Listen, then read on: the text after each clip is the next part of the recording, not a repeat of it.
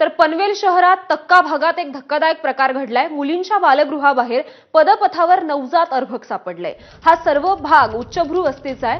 रात्री कुणीतरी फुटपाथवर हे नवजात अर्भक सोडून दिल्याचं उघड झालंय। रात्रभर हे बाळ रस्त्यात रडत होतं। बाळासोबत सेरेलॅक, कपडे आणि इंग्रजीत लिहिलेली एक चिठ्ठी देखील सापडली आहे।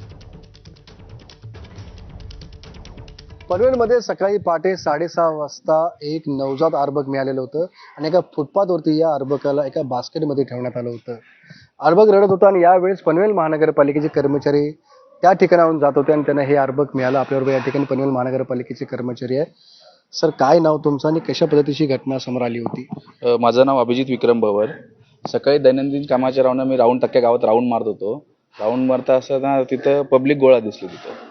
मग तिथं जाऊन मी विचारणं कसं केलं, त्यांनी सांगितलं की एक लहान मुलगी बास्केटमध्ये ठेवलेली आणि ती रडत होती। मग तोपर्यंत पोलिसांना आम्ही फोन करून कळवलं पोलिसांना की अशी घटना झालेली आहे आपला, आणि त्यांनी तोपर्यंत येऊस तर बोललं, मग रडत होती मुलगी म्हणून उचललं। तर तिथं डिलिव्हरीचा सिद्धी क्लिनिक म्हणून हॉस्पिटल आहे, आम्ही तिथं घेऊन गेलो मुलीला। तिथं नर्सनी त्यांनी चेकअप केलं वगैरे व्यवस्थित। त्यांनी सांगितलं की बाळ व्यवस्थित आहे, ठणठणीत आहे।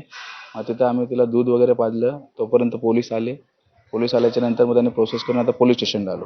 काय काय त्या ठिकाणी ठेवण्यात आलं होतं? जी चिठ्ठी मिळाली त्यात काय लिहिण्यात आलेलं आहे? त्या चिठ्ठीमध्ये लिहिलेलं आहे की आम्ही मेंटली आणि फायनान्शियली आम्ही हे अफोर्ड करू शकत नाही, त्याच्यामुळे आम्ही तिथे ठेवलेलं बाळ। म्हणजे जे कोणी असेल अज्ञात इसम त्यांनी लिहिलेलं चिठ्ठी त्याच्या पोलीस स्टेशनला आणलेलं आहे, पोलिसांच्या ताब्यात तुम्ही दिलेलं आहे बाळ।